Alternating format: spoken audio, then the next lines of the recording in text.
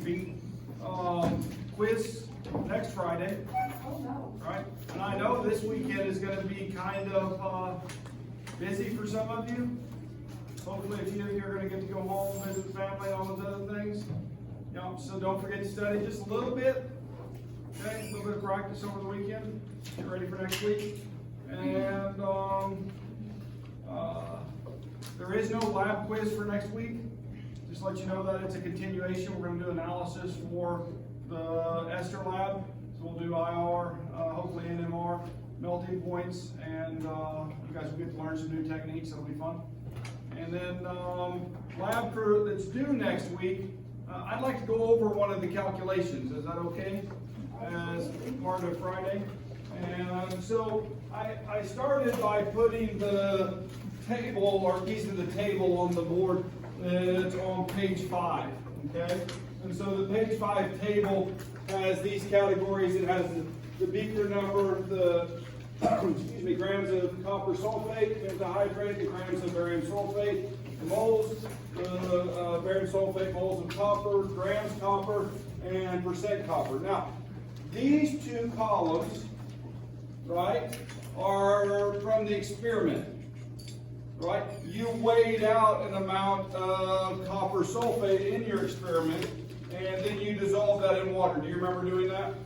Yeah. So I have a number that one of my lab students, the student assistants did, and they had 0.40, oops, I got that in the wrong column, I bet, 0.400 grams of copper sulfate pentahydrate, okay?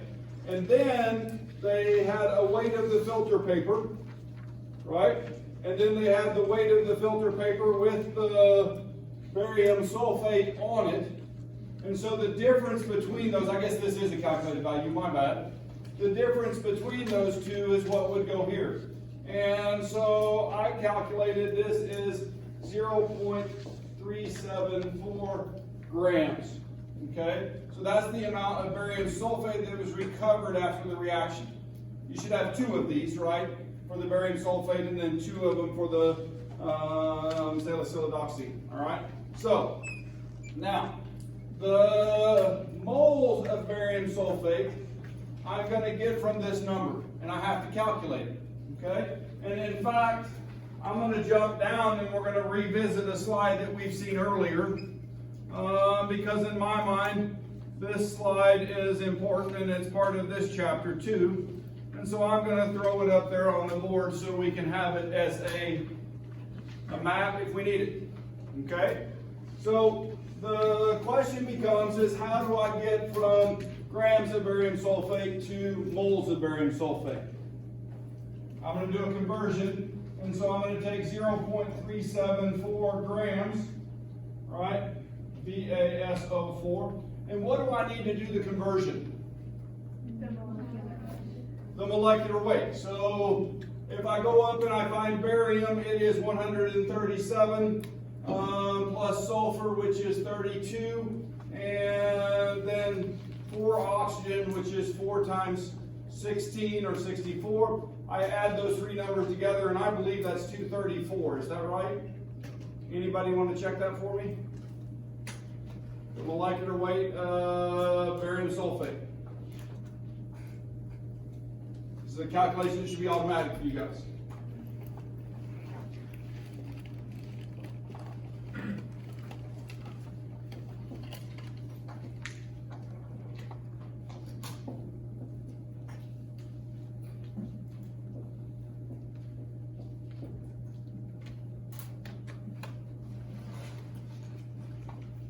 Anybody? 233 point. Okay, I rounded it to 234. It was over 0.5 if I remember right when I calculated it. Okay, so I'm just checking. So we'll call that a good number. Cool. And so now if I'm looking at this, then my grams of barium sulfate cancel, and I have what? Moles of barium sulfate. Isn't that what we're looking for right here? Right? And what we did up here is we started up there at grams of A. You guys with me? And we went to moles of A. That's the calculation we just did. So if we put an equal sign right there, then that would be what? Anybody? I didn't calculate it actually. 87.5. What is it? Oh, wait. 0.00195. 16. 1598, so 16. All right. So 0.196. 1 to 6 before the count. Oh, my bad. So it was just 6.9. 5. Sorry. Woo. We'll get it. My bad.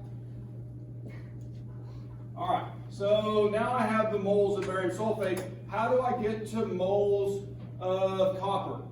I'm going to give a multiple step path, which would be the most appropriate. Okay? You guys, now what's going to be funny is I already know the answer because I know the mole ratios.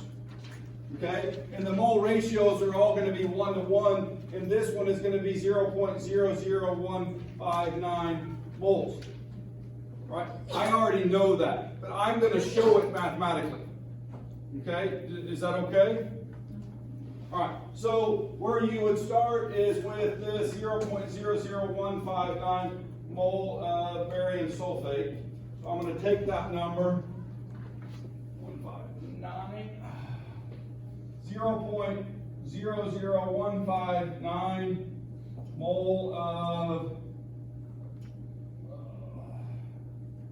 barium sulfate times, now this is a mole relationship. For every 1 mole of barium sulfate, how many sulfates are there?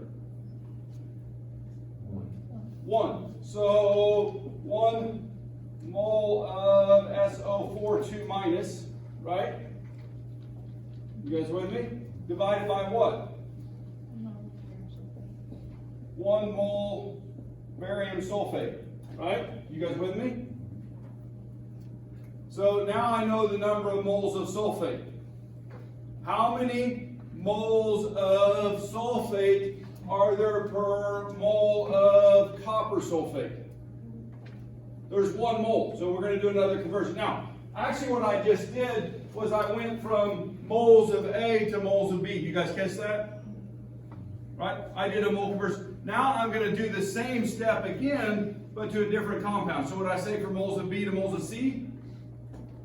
You guys catch that? Yeah. And in fact, then we're going to go to D. Right? But that next step would be another mole conversion, and it's going to say, I think maybe just 1 more. 1 mole of, up to copper sulfate pentahydrate, because that's really the compound we're talking about, right? That we're measuring the copper in. And so for every 1 mole of that, there is 1 mole of sulfate, isn't there? Right? What's the next step? What am I really looking for right here? The moles of copper, right? So that means how many moles of copper are there per mole of copper sulfate? 1 mole of copper. 1 mole of copper to 1 mole of copper sulfate pentahydrate.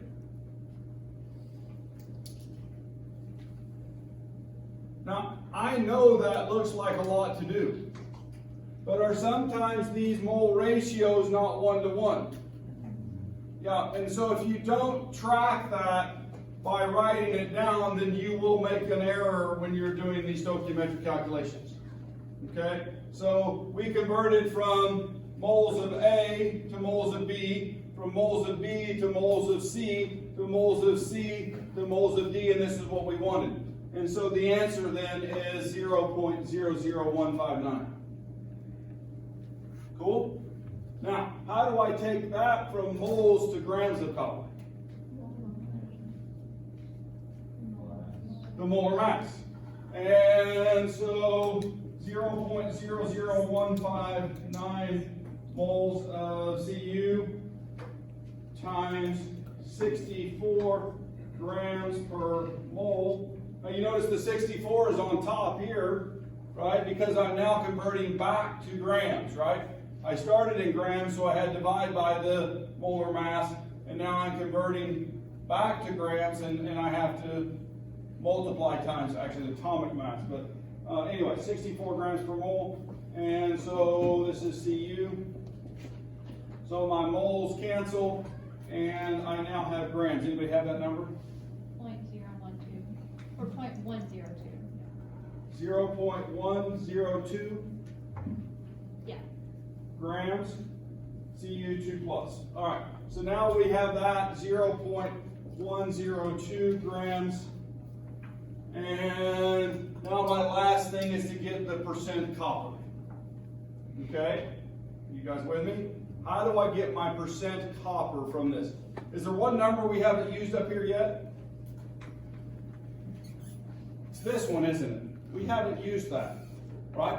This number is the total amount of copper we put in based on our experimental determination. This is the amount of copper that was present. You guys with me?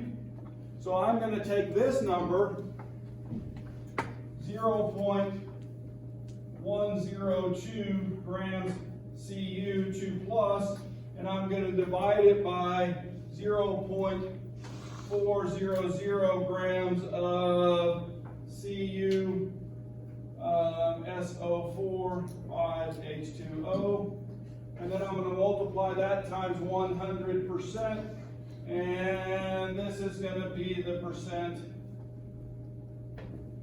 copper. Yeah. Now, each one of these steps that I have just done is numbered, right? In each one of these calculations, there's a description of how to do this in the lab handout. You guys with me? The same thing for the next table, which is I'm not going to do for you. Okay, I want you guys to try to beat on that yourselves a little bit to get that done. Is that cool? All right? So you can practice on number 2, beaker number 2, and then it'll be the same calculation type, right? But you'll have a different starting place, and well, you'll still finish at copper. Okay? Cool? It's actually an easier calculation because it's direct copper. Yeah. And then put in the same copper, it's the percent copper in the total. Yeah, so to find the percent copper for the theoretical value, which is the first 3 calculations, right? You would take the molecular weight of copper. You guys got this? Everybody got this? Can I erase? Yep, all right. Oh, wow, this is a really good eraser. Oh, my.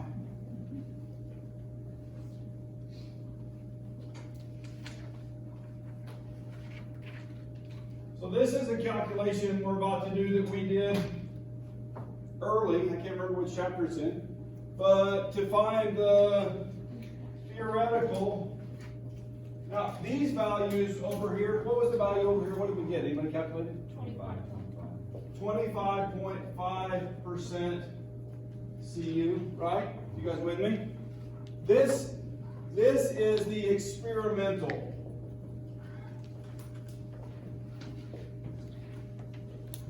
Experimental percent copper. Why is that important?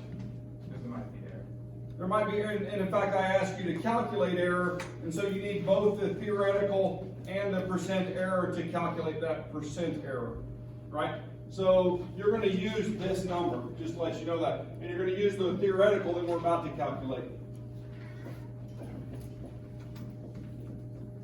All right? And remember that copper sulfate pentahydrate is a compound, right? And if I have all of it together, that's the whole pie, right? So I need the molecular weight of copper sulfate pentahydrate. Why don't you guys calculate that for me, and let's see how we can practice that. I need that number right now. So it's going to be the copper, which is, what's its atomic mass? 63.45 or 546. Excuse me.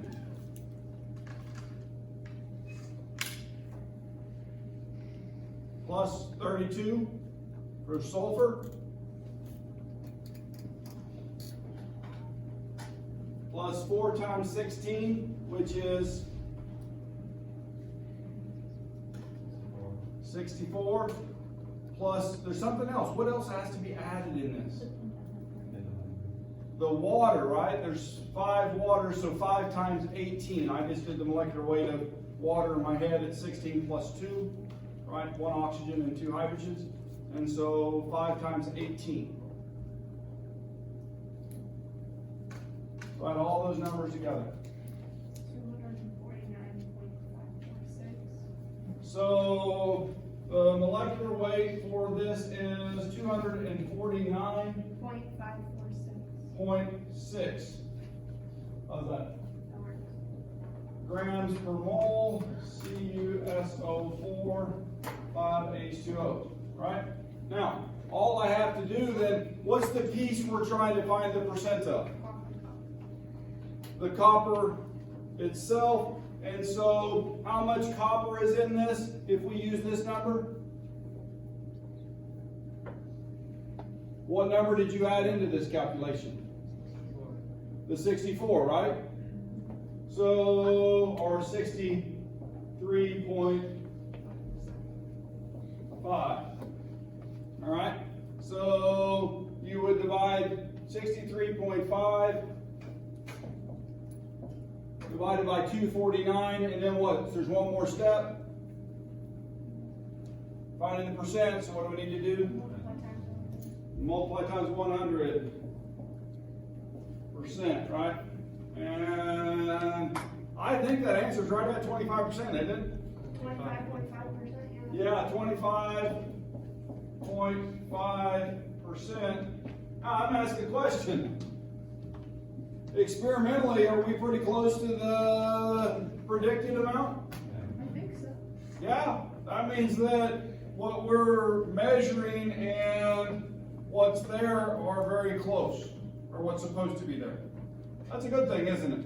I think that's the closest I've ever seen that calculation come out in my 20 years of teaching this lab. I got 27 and 29, so. Did you? Yeah, so that's pretty, so you're a little over what's expected. Is that possible? Yes. It is, isn't it? Because you could have some water in your product, those types of things, or impurities. And so anyway, just to let you know that. Cool? All right, everybody feel comfortable with this calculation? Yes, sir. Should everyone's theoretical percent copper be the same? Nope. No, because there's experimental error, right? And so your measurement of grams of copper could have error in it, right? Your measurement of your filter paper could have error in it. The calculations obviously should work from those, but no, it will be different for every one of them. And then ultimately, if we do multiple runs of an experiment, then we would average those values. Well, in fact, you should average those values for your discussion, the 2 that you did with your group, right? And then if you're in an upper class, we would do at least 3 and calculate a standard deviation. I would recommend 4 or 5 runs to do that. Okay, cool? So you want the theoretical from the weight and theoretical from the 4-hour experiment? So the experimental, right, now these are not theoretical, this is experimental, right? Because you weighed that out. The theoretical we just calculated from the weights, the molecular weight. So everybody's theoretical. Everybody's theoretically the same. Is that what you asked? Oh yes, identical. Yeah, you don't have to calculate it again if you put that on your lap. My bad. I thought you, yeah, I heard that wrong. Yeah, it's on video. You can go back and save the moment.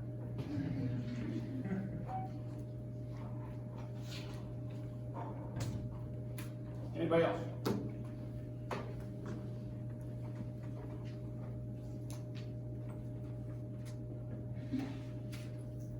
Good? Can I go on? All right. Hopefully this helps get you going. And I think you can figure out the percent error calculation on your own. You just need to take the theoretical and experimental and plug them in appropriately. Should have an error calculation for each run. Cool? All right. Demo. You guys want a demo? Yeah. This one is kind of cool. All right, there was a slide, I kind of just skipped over it. I'm doing a different fuel, okay? But what this is showing is heating a copper tubing, okay? And so the heated copper tubing is then placed inside a funnel. And if you'll notice, there's a gas bottle behind, and they're actually pumping hydrogen gas over the piece of copper metal. Now, do you see any flame? No. So this is actually, you guys have a device on your automobiles, all modern automobiles have them, okay? And it's actually used to convert things like CO onto CO2, and it's used to convert hydrocarbons on over to CO2, and it's used to convert nitrogen oxides back to nitrogen gas, and then those oxygens are used to do more chemistry. In fact, we'll look at a catalytic converter and some of the chemistry that goes on there, okay? So I'm going to use a copper penny. Now, it needs to be pre-1972. Anybody know why that's significant? It's made with zinc in 1973 on. Your pennies are no longer copper, so because they were worth more than the value of the penny, and so they devalued them by making them a mixture of copper and zinc. Right? Cool? All right, so the way this works is I need a fuel, okay? And, oh gosh, there it went. As the bottles warm up, they get a little pressure on them sometimes. Now, whenever you're doing a demo with flame, what should you do with the fuel? Move it away, right? Because there's a risk of it catching on fire on the bigger side of things. Yeah, perfect. And so I've got a penny, and I'm going to have to initiate the reaction. So I'm going to give it some energy. Is that okay? And so I'm going to give it energy with a torch, and I'm going to heat up the penny.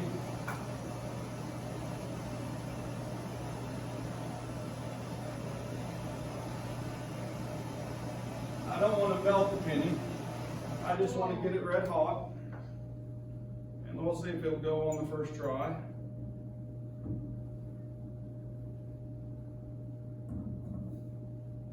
I think it did. Sometimes the fuel has to heat up a little bit.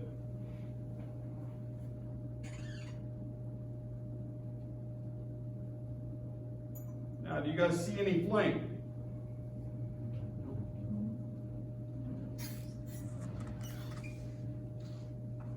But what do you notice about the penny? Let me rotate that just a little bit more that direction. Is it shining here? Let me help you. Oops, wrong one. Sorry. Middle. Back. And then let's block this out as I can. And I'll have to find that button again. Oh, hang on, it's actually here. Whoa. What on earth? Well, we're doing a catalytic conversion. And so the penny is taking the fuel. The fuel is acetone. It's a volatile organic solvent, which is flammable, right? So it's a flammable fuel. Being volatile makes this experiment work, right? Because then as it evaporates, it goes across the face of the penny, and so then it's converted to CO2 and water. And so we're seeing that in action. When will it quit glowing? Whenever the fuel runs out. Yeah. And so we're literally burning up the acetone in that fashion. And so I'm going to ask a question. What type of reaction is this? It's a combustion reaction, yeah. And so we would use the word combustion, or what's the type of reaction that I was trying to teach you? It was called oxidation reduction. Yeah, so this is a redox reaction. It's also, combustion reactions are redox, and so the carbon in it is changing oxidation numbers. Cool? Yeah. So this is a nice, neat little demonstration in my opinion. And will go till it runs out of fuel. Every once in a while, if it gets a little bit too far away from the fuel, right, and there's too much diffusion that's going on, then it'll sometimes go out then too. But, or if there's water in the acetone, which isn't uncommon for that acetone, which is used to rinse organic glassware and stuff like that. Cool? So, Yep. what's keeping the penny hot? What's keeping the reaction going? The reaction itself. So the heat generated in a reaction like this, right, is enough to keep the penny glowing red hot. So it's exothermic, and the same thing happens in your catalytic converter. Actually, you guys know that the first few minutes of fire up, your catalytic converter is not working, right? And so your exhaust gases would measure in different ratios for the first couple minutes until it reaches a temperature that's productive for the chemistry, and then it starts doing that conversion. Yeah. So, cool? Yeah. It used to be a lot more fun 20 years ago because enough students still had old cars that we would take tailpipe samples from old and modern cars and compare the amount of CO and CO2 and unburned hydrocarbons. And it's not as much fun because everybody has a catalytic converter nowadays. No.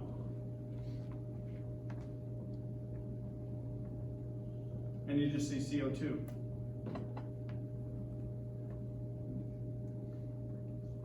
We bored yet? No. It's like watching a flame. Yeah. So that if you added more fuel as it was going on, Yeah. would it just continue going? Yep. Yeah. Think we can keep it lit for 15 minutes? We can try. No, What'll happen to the penny though? Nothing. Nothing? Yeah, it's just catalytic surface. So it won't get hotter with the initial heat behind that? No, probably about the same. I think it's a little bit warmer based on the brightness of the glow, usually from where I heat it to where it gets to, but So is it's the not enough to melt it, so. Yeah, if it were zinc, it would, it'd just pop down at the bottom. copper contributing? The copper contributes to the surface for the reaction to occur on, Okay. right? And so because the reaction is occurring on the surface of the copper, then the energy is transferred to the copper, and so it remains glowing red. So like in a chemical equation, copper would not be included. No, it would, normally the way you would do that is write copper over the arrow to show the copper was being used as a catalyst. No.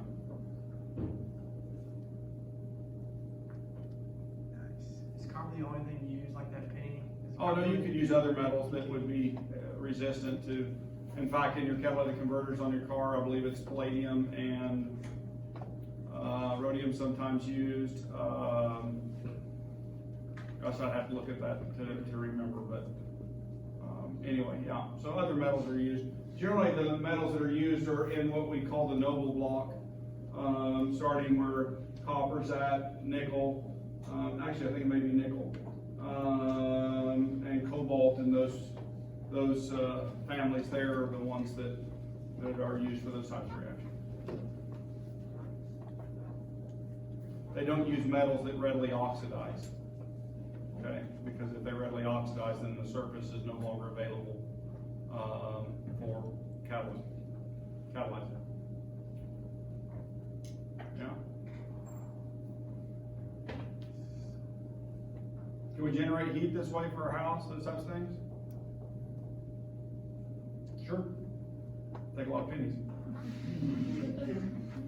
So penny doesn't oxidize easily, why is it turn blue over time? It just, because of the heat, the surface and the interaction with the heat. Well, no, not like just anything, like why do they turn blue? Yeah, it's whatever the surface molecule structure is, then that's the color that it takes on. And so if it's blue, it's probably from the oxidized metal, so there's a slight layer of oxidation, and that's probably what's causing that. Yeah. So eventually that will oxidize? Oh yeah, even copper will oxidize, gold will oxidize. under certain conditions. Now, we're actually gonna learn something today about that. It's called the activity series. Well, what a great lead-in for this lecture today, right? So, and when I pull up the activity series, watch your eyes. I like this better. Do what? I like this better. See, that's the way you sleep easier, right? Who said that out loud?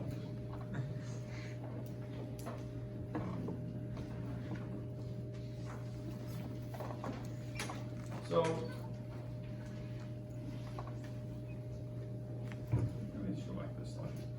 This is a good place to start. So if we're looking at the picture that I have up here, there's some chemistry going on.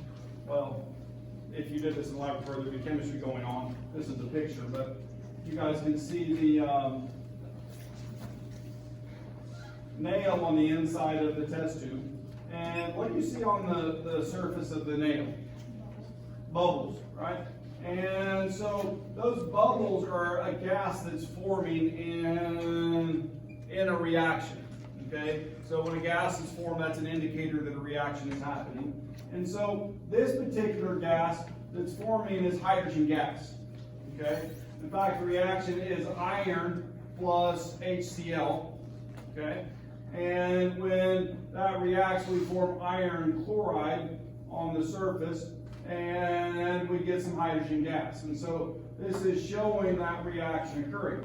Now, an activation series tells you what metals will undergo this process with HCl, and the reaction will actually happen. Are there some metals that this won't happen with?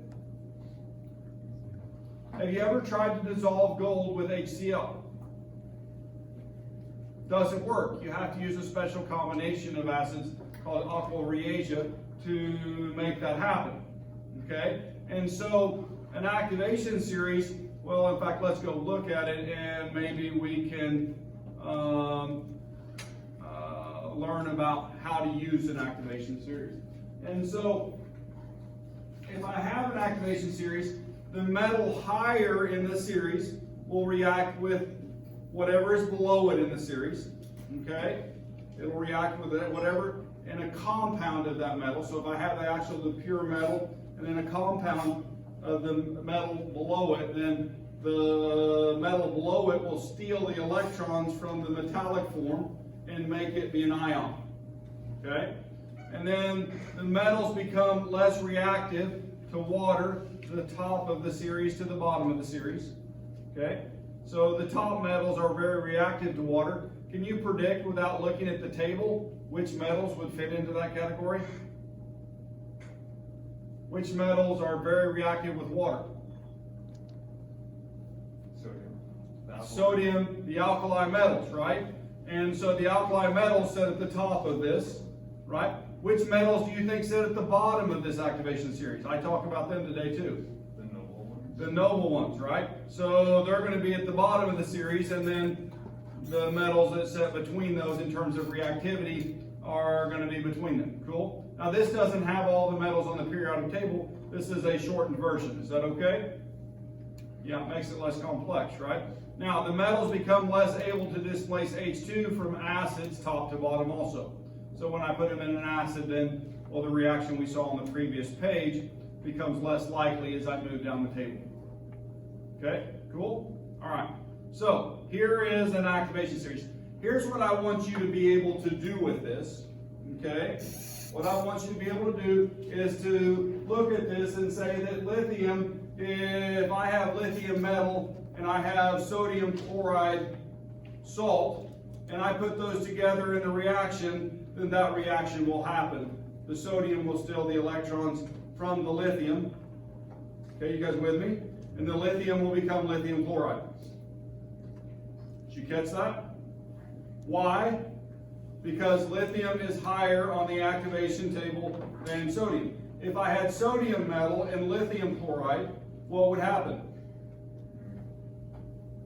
Nothing, right? Because the sodium, oh wait a minute. If I had, sodium metal and lithium chloride, then the sodium would remain a metal and the lithium chloride would remain that salt. Okay? So, all right. Now there's other things, there's language in this, so I want you to help and understanding to read this. And it says displaces H2 from H2O. Okay? That means if I have liquid water and I drop the metal in it, then you're going to get hydrogen gas, right? And in fact, it's very exothermic for the alkali metals, and some of them literally explode.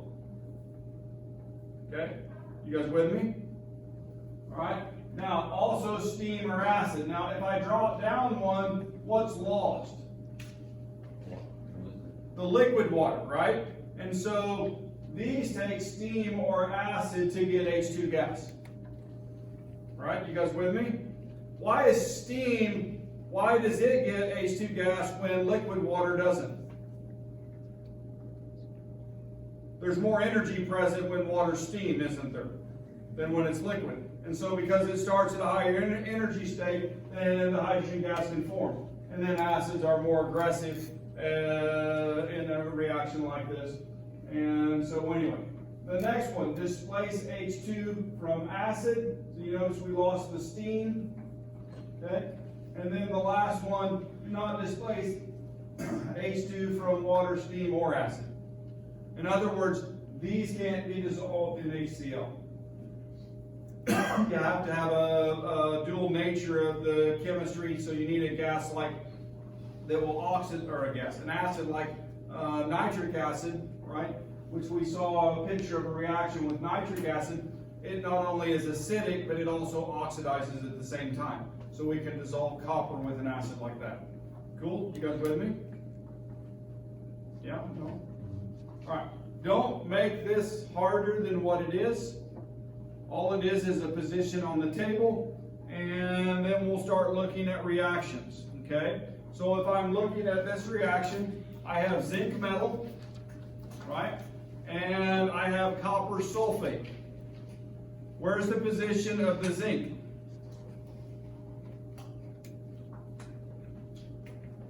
You guys find zinc on here?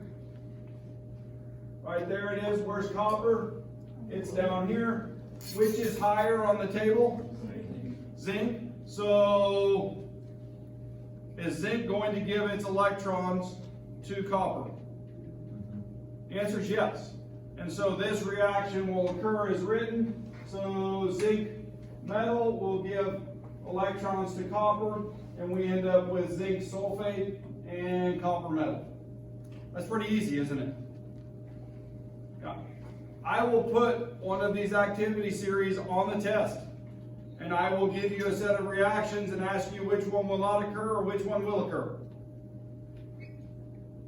You guys with me? And I'll use the positioning to do that. Okay? Or maybe a question which would ask you, if mixed with HCl, will this metal dissolve? If dropped in water, will this produce hydrogen gas? Would really be the way I would say that. You guys with me? Okay, so how about this one? Copper plus silver nitrate. Copper metal plus silver nitrate. Is copper above or below silver? It's above, so this reaction would happen as written, wouldn't it? Yeah, you starting to get that? So if it was the other way around? If it was the other way, if we started with silver and copper nitrate, then it would be no reaction. Cool? Yeah. Just a very easy, right? A very easy way to look at metals to determine, without doing more, whether it's going to happen. It's kind of like our solubility rules, isn't it? Right? It's just knowing the, well, I won't even ask you to memorize the table, but just knowing the rules of the table to use it. Okay? Just knowing the rules of the table. How about this one? Iron being dissolved in HCl. Would iron be dissolved by HCl and turn into iron chloride and hydrogen gas? Yeah, and in fact we saw a picture of that reaction, didn't we? Right. This is the one that we saw in this slide. Okay, can you not read the numbers? No, I couldn't read it. I was like, Here we have a bigger one. So if we're looking, the last one was Fe, and displaces H2 from acid, and so that's where it fits on the table, so that's a reaction that would happen. And I think all of these actually do that I have on this slide. I keep saying I'm gonna put one on there that doesn't. How about zinc and HBr? How about zinc and HBr? Will hydromic acid produce, yeah, and so the answer is yes. Cool? Yeah. So that's how you use an activation series. All right, let's check. Still going. It's kind of like magic, but it's chemistry. All right, so here's another picture of a reaction that's doing that. And so you have a clean piece of copper screen, and it was placed in a solution of silver nitrate. And so you can see the blue solution as the copper is turning into copper +1. Or actually the blue, so it's copper +2, it'd be green a little bit more. And then we're getting the silver, reduced silver on the copper wire. In fact, you can actually plate things with metals in this with this same chemistry, right? You can plate things, so you can take if you want to silver plate something, you can take a silver nitrate solution and put a lower grade metal, and it will plate out on the surface of it. Okay? Electroplating, right? And you can even induce things with adding electrons too, but that's a whole nother story. Okay? So, yeah, you can actually clean silver. Now you want to be careful not clean silver with that has tarnish value. You guys have ever heard that things sometimes tarnished are worth more than they are clean? If not, you now know that. So be sure and look up whether that's true or not, whatever you're doing. But if you take some salt water and aluminum foil and put that into a bath with your silver, then it will remove the tarnish. Yeah. Cool? Yeah. It'll reduce the silver on the surface and turn it from, usually it's silver sulfide, back to silver metal. Cool? Yeah. All right. Any questions on that? Any questions? Everybody feel comfortable they could use the activation series? There's a couple questions in Sapling which have you do that so you can practice it a little bit. All right. We're going to switch gears. We're going to move into solutions. What does homogeneous mean? If I asked you the definition of homogeneous, what would you say? Same throughout, uniform throughout, right? What if I said heterogeneous? It's clumpy, or there's regions of higher and lower concentration, or non-uniform throughout. Yeah. So we're going to look at mixtures, all right? And we're going to look at homogeneous mixtures right now. We're going to talk about solutions. So solutions are considered homogeneous mixtures. The things that are dissolved, right, are called dissolute. And so they're uniformly distributed throughout the solution. That's ignoring wall effects. You'll hear me say that some. Substances that are present in the smallest quantity, dissolved substances. Now, it can be a gas, right, dissolved. It could be something that would be liquid at room temperature. It could be a solid, okay? Ions or other solids can dissolve in solution, okay? So if I have a solute, then what's the other thing I'm looking for? A solvent, right? And so the solvent is the thing that's normally in highest concentration and is present in the largest quantity, only one per solution. And we're going to look at water or aqueous solutions. Now, there's gases that are considered solutions, right? And we can make a solution of gases in that sense. So just be aware of that. All right. If I'm talking about a cola, soda, whatever word you use, what do you guys use? Coke? Yeah. Soda? Yeah. There's a lot of words for that, isn't there? But if I'm talking about that, what's the solvent? Water is the solvent. The primary ingredient in soda is water, all right? So then, what are some of the solutes? Sugar, yeah, that's a high one. Or some hybrid sugar, right? Or sugar substitute, saccharin, those fun things. What else? CO2. CO2, yeah, got that one, CO2. Sweetener, colorings, yeah, definitely. Oh, could be phosphoric acid or citric acid would be another one that might be there, depending on what the soda is. Is it its tartness, right? And in addition to the CO2, the carbonic acid. What about the, oh, you said the caramel coloring, yeah, that right there. Oh, that's all of them, that's all we put on there. Could there be more? Yeah? All right. So you guys kind of get that in terms of solutions? Now, in chemistry, we're a little bit more specific, and we make solutions, but usually we're either knowing what the concentration of the solution is, it's a standard, often in measurement, right? And then we try to use known concentration solutions to do measurement of unknown concentration. So a good grasp of this is really necessary to, do chemistry in an analytical fashion or a reaction. And so the most common concentration unit that we use in the laboratory, I believe, is molarity. Okay? This is the one that we use most often. Are there others that we might use? Have you ever heard of molality? No. And so that's moles per kilogram of solvent instead of moles per liter of solvent. You guys with me? Right. What about parts per million? Have you guys ever heard of that? Or parts per unit? Could be parts per 100, parts per 1,000, parts per million, parts per billion, parts per trillion. Right? I can use any of those, the parts per.